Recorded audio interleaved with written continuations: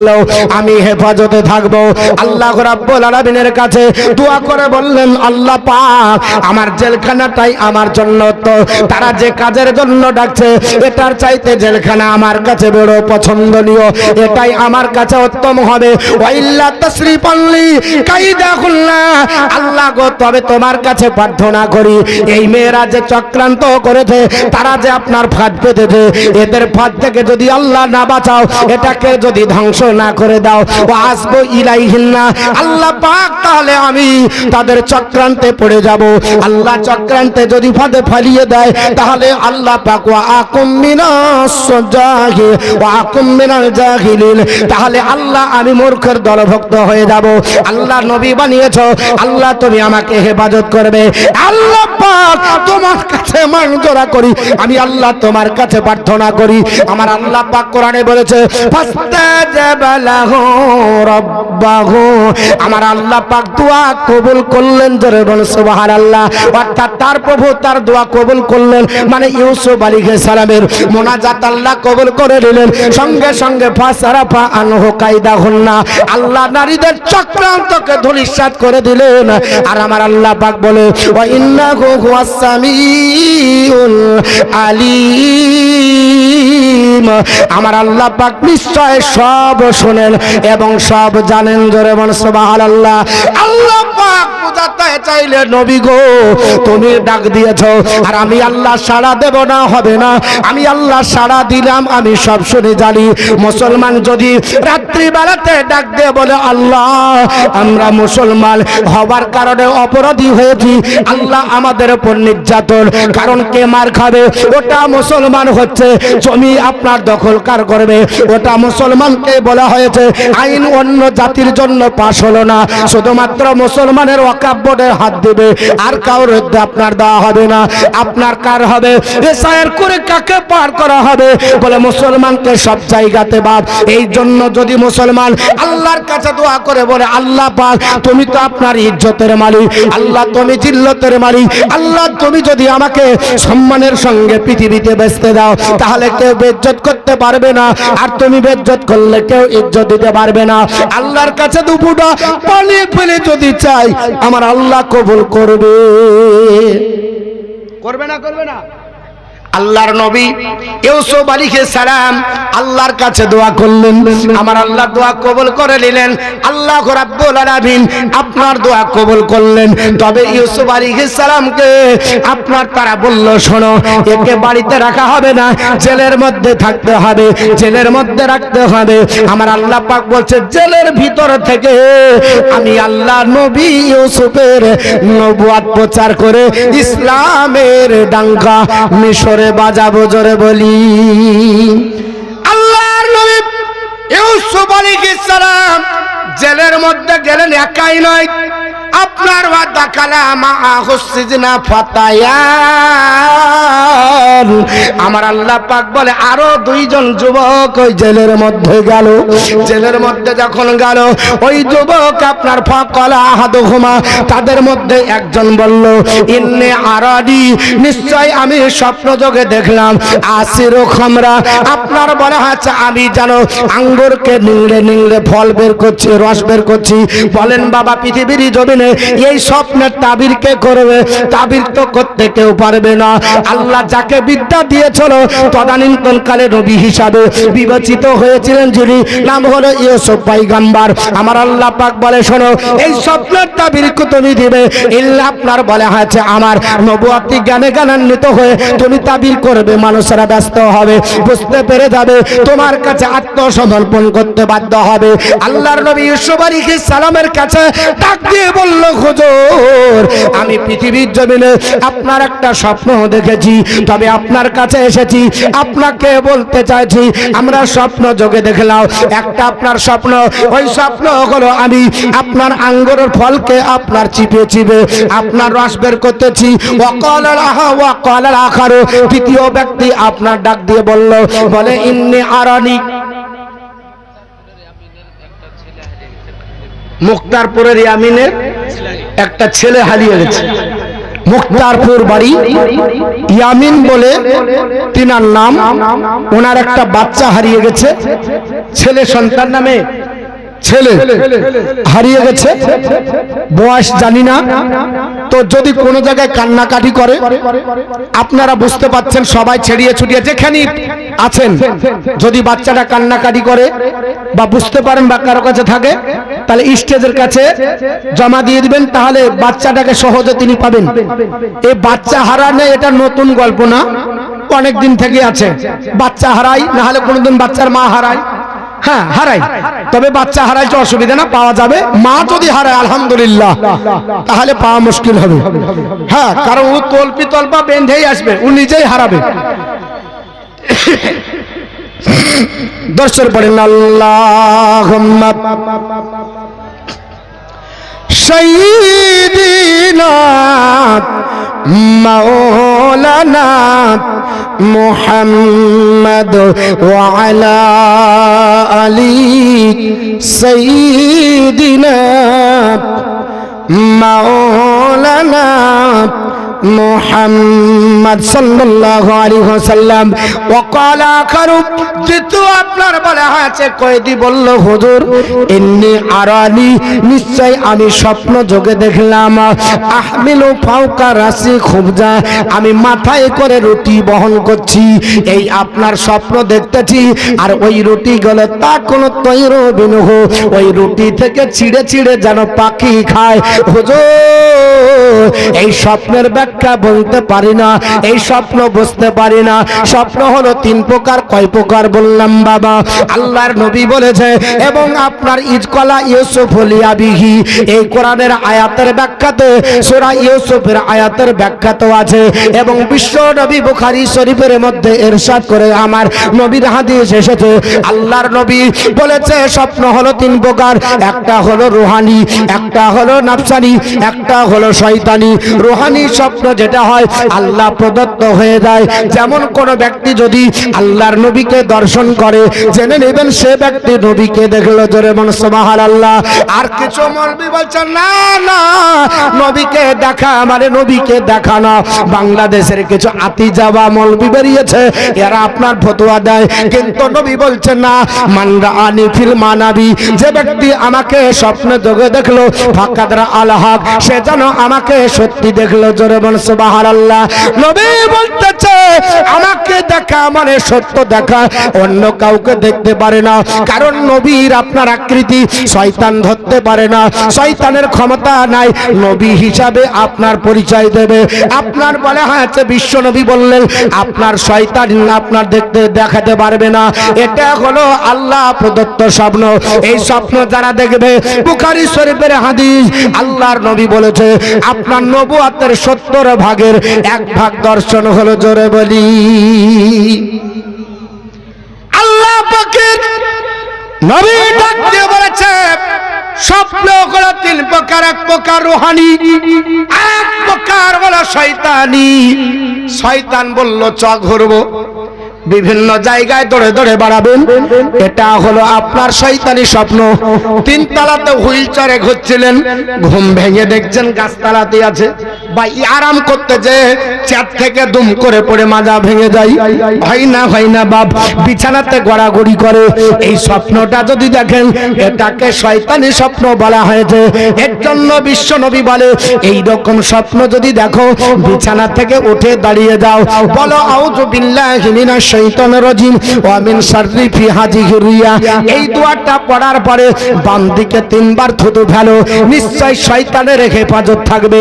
শয়তান থেকে তুমি নিজেকে পরহেজ করতে পারবে, শয়তানি স্বপ্ন থেকে দূরে থাকবে। আর একটা স্বপ্ন হলো, আপনি দিনে যেমন টেনশন করবেন, আপনার নাফসের তাড়নায় হবে, আপনার ধাঁধা হয়ে যাবে। আপনি যেমন টেনশন করবেন, রাতে তেমনই ভুল বকবেন। মাঝে মাঝে বকেও কিলাতে পারেন। বাবা বন্ধুর সঙ্গে ঝামেলা করেছেন, ওখানে মারবো করছিলেন, পারেননি, বিছানা আসার পরে মারতে গিয়ে কিলিয়ে দিয়েছেন। মারলি কেন? বলে আরে তোকে মারিনি, আমি মারতে যাচ্ছিল অন্য জায়গায়, লেগে গেছে এখানে। এটা হলো ধাঁধা, এটা নাফসানি, হয় না? আমাদের দেশে একজন চাই পাট বেচবো না, যা তোর পাট বেচবো না, মানে পাটের দাম বেড়ে গেছে। তো ওকে চাই তুমি পাট বেচছো, তারা বলিস না, পাট ভুগতান দিয়ে দিয়েছিলাম, দিয়ে ওরকম বলছি। মানে ভাবছিল যে 8,000 আছে, কখন 12,000 হবে। আপনার বার হচ্ছে পাট বেচবো না, পাট বেচবো না, টেনশন লেগেছে দিনে। লোকে বলে চাই পাট বেচে দিলে, তো বলছে না বেচিনি, বেচবো বেচবো কোথাও, বেচো না 12,000 হবে, একটা কারো ঘরে নাই, তোমারটা থিয়ে দাও। টেনশনে রাতে ভুল বকছে। আমার মুসলমান, বিশ্ব নবী আপনার বললেন স্বপ্ন 3 প্রকার। আল্লাহর নবী ইউসুফ আলাইহিস সালামকে তদানীন্তন কালের ওই 2 জন আপনার কয়েদি ডাক দিয়ে বলল, ইন্না নারাকা মিনাল মুহসিনিন। জোরে বল আল্লাহু আকবার। ডাক দিয়ে বলল, হুজুর স্বপ্ন যোগে দেখলাম আপনার বাড়ি আছে একজন আঙ্গুর ফল নিংড়াছে। শুনছেন তো বাবা তাফসীর, একটু আপনাদের কাছে করি। একজন আপনার ফল আপনার নিংড়াছে, পেয়েছেন? আলহামদুলিল্লাহ। গার্জেন এসেছে? গার্জেন কই? বাচ্চাটা এখানে ছিল না আসলো? ও বাচ্চা পাওয়া গেছে, গার্জেন পাওয়া যায়নি। গার্জেন যিনি আছেন, ছেলেটার নাম কি?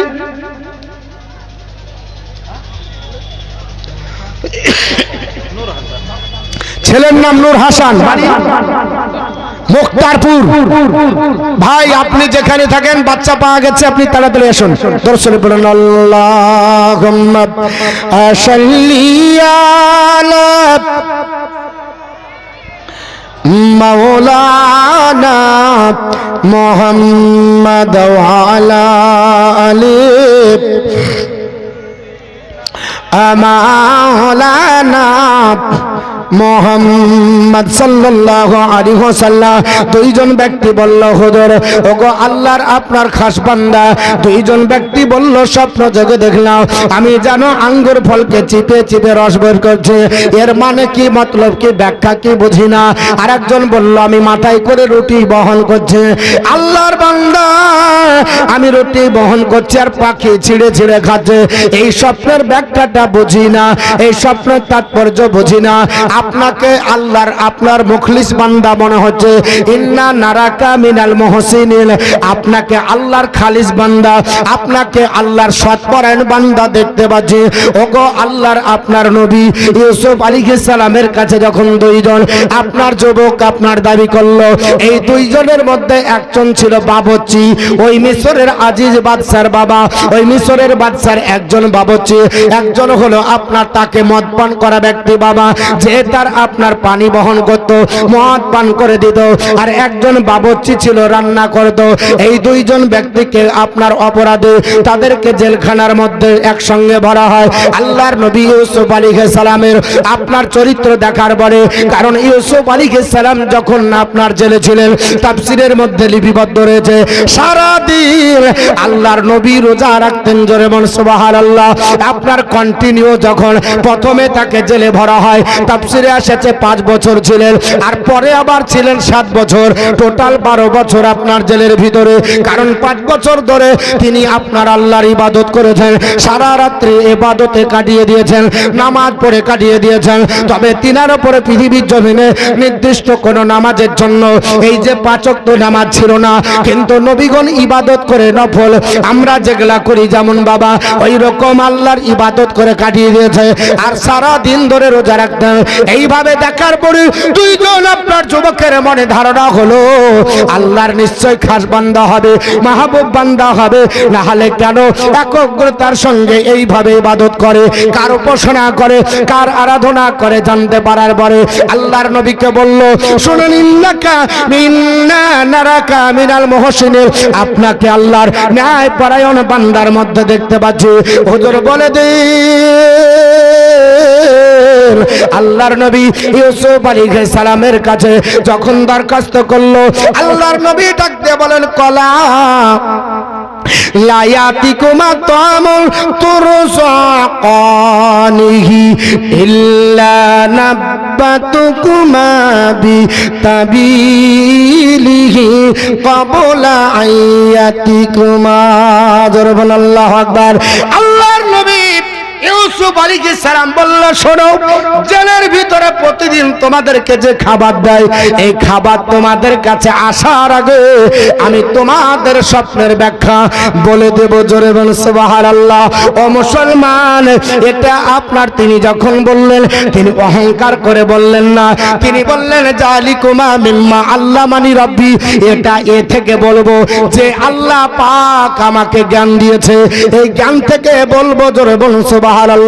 কারণ আল্লাহকে ডেকে বলবে, মাবুদ তোমার বান্দারা স্বপ্ন দেখেছে, আমাকে তুমি ক্ষমতা দিয়েছো, আল্লাহ নবী হিসাবে বিবেচিত করেছো, আল্লাহ তোমারা, আল্লাহ তুমি যা বলো তাই বলি। নবীগণের আপনার নিজের পক্ষ থেকে কোনো কথা বলবেন না, আল্লাহর নবীগণকে আল্লাহ যা বলায় তাই বলে। মুসলমান, আল্লাহর নবী ডাক দিয়ে বলে, শোনো, আপনার জালিকুমা আল্লাহ জালিকুমা মিম্মা আল্লাহ মানি রব্বি, এটা এ থেকে বলবো যে জ্ঞান আমাকে আল্লাহ দান করেছে, শুনে রেখে দাও। তবে একটা কথা শোনো, আমি তোমাদেরকে বলি, ইন্নী তারাকতু মিল্লাতা কাওমিন লা ইউমিনু বিল্লাহি ওয়া হুম বিল আখিরাতি হুম কাফিরুন। জোরে বলুন। আচ্ছা, আপনারা ওই ছেলেটাকে দেখবেন না আমাকে দেখবেন? খোঁজ দিয়েছি, হয়ে গেছে, মিটে গেছে। এখন একটু কোরআনের একটু আলোচনা শুনি না? খারাপ লাগছে তো? যদি ভালো লাগে তো আমার দিকে তাকান, কেন আমি অত ফর্সা না তার জন্য।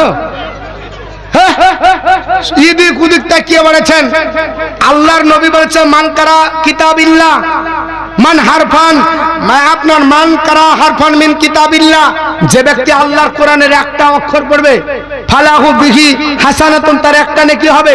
আর নেকি ওয়াল হাসানাতু বিআশরি আমসালিহা, একটা নেকির গুণগত মান 10, অর্থাৎ একটা কোরআনের অক্ষর পড়লে 10টা নেকি। তো কোরআনের যটা অক্ষর পড়বে তই 10 নেকি। তো নেকি বাবা তো দেখ, একবার এদিকে তাকাচ্ছেন ওদিকে তাকাচ্ছেন, আমার দিকে তাকান, তবে তো বুঝতে পারবো। চলে আসবে বক্তা, চিন্তা করেন না, আগেই বলেছি 2 দর্জন বক্তা আছে, অসুবিধা নেই। হ্যাঁ, এর জন্য আমি খুব তাড়াতাড়ি করছি। যদি ব্যাখ্যা করে বলতে যায় তো 5টা থেকে 6টা আয়াত বলতে পারবো না, তা আমি একটু বেশি বলি, তরজামাটুকু করে চলে যাব। আর আপনারা এইদিক ওদিক তাকালে বাপজি খারাপ লাগবে না? দর্শক বলেন, আল্লাহুম্মা সাল্লি আলা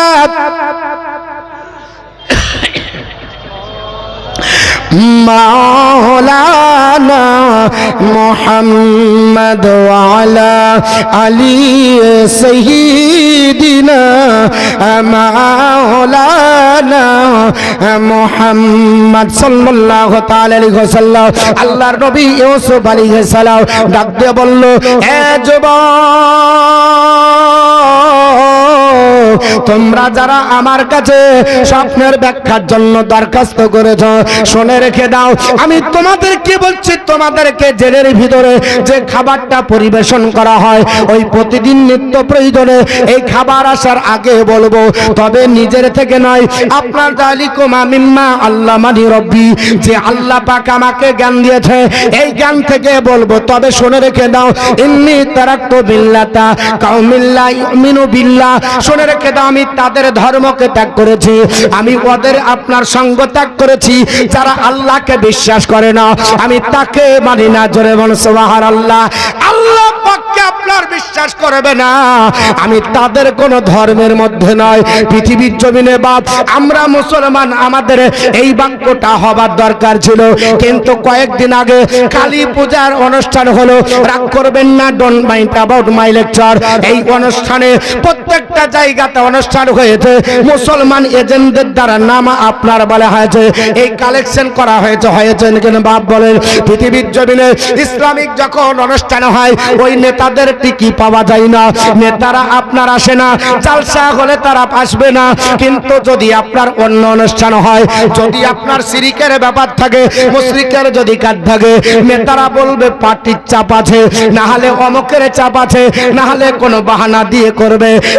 মুসলমান, আপনাকে আল্লাহর উপর ডিপেন্ড করতে হবে। আল্লাহর নবী ইউসুফ আলাইহিস সালাম বললেন, শুনে রেখে দাও ওগো আল্লাহর বান্দারা, আপনার ইন্নী তারাকতু মিল্লাতা লা ইউমিনু বিল্লাহ, আমি আপনার তাদের ধর্ম ত্যাগ করেছি আল্লাহ পাককে যারা বিশ্বাস করে না, ওয়াহুম বিল আখিরাতি ওয়াহুম বিল আখিরাতি হুম কাফিরুন, যারা আপনার আখিরাত বিশ্বাস করে আমি তাদের আপনার ধর্ম ত্যাগ করেছি। তবে কার আপনার ধর্ম তিনি আপনার গ্রহণ করেছিলেন, কার মতো পথের উপর চলতেন?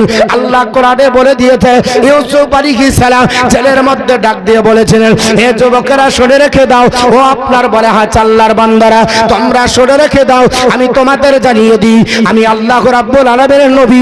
আপনার বলে হাত ইউসুফ আলাইহিস সালাম ডাক দিয়ে বললেন, বাবা বেনামে 1000 টাকা মাদ্রাসার জালসা বুঝলেন, ইচ্ছা হচ্ছে একটু বলবো কিন্তু টাকাটাও তাই চলে এসেছে। হ্যাঁ, এর জন্য আপনার বলা হচ্ছে কুছ পানে কে লিয়ে কুছ খানাই পড়েগা না, কিছু পাওয়ার জন্য কিছু দিতে হবে। এই দেখেন বক্তাও চলে এসেছে ঠিক টাইমে, আপনার বলা হচ্ছে time and time wait for none, সময় কারো জন্য অপেক্ষা করে না। সুবহানাল্লাহ, জাযাকাল্লাহ ফিদ দারাইন। তো বলছিলাম যেটা তিনি বললেন, শোনো ওয়াত্তাবাতু মিল্লাতা ইব্রাহিমা ওয়া ইসহাকা ওয়া ইয়াকুবা, তিনি বললেন শোনো আমি যাদের ধর্ম গ্রহণ করেছি, অ্যাকসেপ্ট করেছি, আমাদের আপনার পিতার আমাদের আপনার বাপদাদার তিনি হচ্ছেন হযরতে আপনার ইব্রাহিম আলাইহিস সালাম, ইসহাক আলাইহিস সালাম এবং ইয়াকুব আলাইহিস সালামের ধর্ম এবং তার পথ মতের উপরে আমি আপনার চলি বা সেটা গ্রহণ করেছি। আপনার শুনে দেখে রেখে দাও ও আল্লাহর বান্দা যুবকেরা, শোনো মা লানা আন নুশরিকা বিল্লাহি মিন শাইইন, এটা আমাদের জন্য শোভনীয় নয়, শোভা পাই না যে আমরা আল্লাহকে ছেড়ে কারো শিরিক করব, কাউকে অংশীদার বানাবো, আমরা এটা করব না, এটা আমাদের জন্য শোভা পাই না, এটা আমাদের দ্বারা সম্ভব নয়, এটা আমাদের দ্বারা সম্ভব হবে না। আল্লাহর নবী ইউসুফ আলাইহিস সালাম বললেন, শোনো এটা আমাদের দ্বারা কখনো সম্ভব নয় যে আমরা আপনার অন্যের ধর্ম আপনার গ্রহণ করব। আমি গ্রহণ করেছি আমার আপনার বলে হয়েছে পিতামহ ইব্রাহিম আলাইহিস সালাম, ইসহাক আলাইহিস সালাম, ইয়াকুব আলাইহিস সালাম, তাদের ধর্ম আমি আপনার গ্রহণ করেছি, তার পথ মতের উপর চলি। আর এই পথের উপর মতের উপর চলতে গিয়ে যদি জেলের ভিতরে থাকতে হয়, এটা আমার জন্য গ্রহণযোগ্য, এটা আমার জন্য শ্রেষ্ঠ, এটা আমার জন্য নিশ্চয়ই আপনার উপকার হবে, কারণ আমাদের জন্য এটা সম্ভব নয়। মালা আপনার বলা আছে, মা আপনার মালানা আপনার বলা আছে এটা কখনো সম্ভব হবে না। মালানা আন নুশরিকা বিল্লাহি মিন শাইইন, এটা আমাদের জন্য শোভনীয় নয় যে আল্লাহর সঙ্গে কাউকে অংশীদার বানাবো।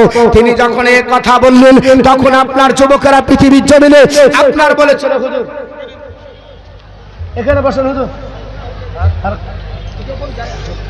ওপরে জায়গা আছে, তো আপনার আর একজন দিয়েছে 500 টাকা। তিনি বললেন শোনো আমাদের জন্য এটা শোভনীয় নাই যে আমরা অন্যের আপনার পথ ও মতের উপর চলবো। তবে মুসলমান এ হচ্ছে 12 রুকু কোরআনের আপনার বর্ণনা, ধারাবাহিক ভাবে যত সূরা আছে শুধু একটাই প্রসঙ্গে, এই রকম কোন সূরা নাই যে একই প্রসঙ্গে আপনার বলা হচ্ছে ধারাবাহিক ভাবে এত আলোচনা আছে। একটা সূরা সেটা হলো সূরা ইউসুফ, উনাকে নিয়েই একেবারে এ টু জেড প্রথম থেকে শুরু করে ধারাবাহিক 12 রুকু, ইউসুফ আলাইহিস সালাম, ইয়াকুব আলাইহিস সালাম, বিনিয়ামিন তার আপনার বলা হচ্ছে ভাই এবং মিশরের প্রধানমন্ত্রী আজিজ জুলাইখা এবং সেই তৎসহ যে বাদশা ছিলেন, ওই বাদশার আলোচনা, দুর্ভিক্ষ সময় কত বিপদ, সব এই সূরার ভিতর আল্লাহ দিয়ে ইউসুফ আলাইহিস সালামকে আল্লাহ ওই মিশরের বাদশাহী করে সবাইকে তার গোলামতি করিয়ে নিয়েছে। জোরে বল সুবহানাল্লাহ। হুজুর চলে এসেছে, আর আর বললে হয়তো 2-4টা আয়াত বলবো, কত বলবো হবে না, নিশ্চয়ই আবার কোনদিন যদি আসি আলোচনা হবে। আগামী 13-14 এই 12-13 বাড়িয়ানগরে সূরা ইউসুফের তাফসীর আছে, তাফসীরুল কোরআন 3 দিন হবে, প্রথম দিন থাকবে হযরত আল্লামা মাওলানা হাফিজ কারি মিজানুর রহমান, আমি থাকবো 12 আর 13। যদি ইচ্ছা হয় সেখানে যাবেন ইনশাআল্লাহ। সেখানে তাফসীরটা আমি যতটুকু পারবো আমার জ্ঞান মোতাবেক আমি করার চেষ্টা করব। আল্লাহ পাক আপনাদের ভালো রাখুক, আপনার সুস্থ রাখুক, আপনারা ভালো থাকেন, আমার জন্য দোয়া করবেন। নামে এক বস্তা চাল আল্লাহ দান কবুল করুক, জোরে বলেন আল্লাহুম্মা আমিন। কারণ মাদ্রাসার জালসা আপনার অনেক বক্তাগণ আছেন, তিনারা মূল্যবান বক্তব্য রাখবেন। আমি অধম গুনাহগার, আপনাদের কাছে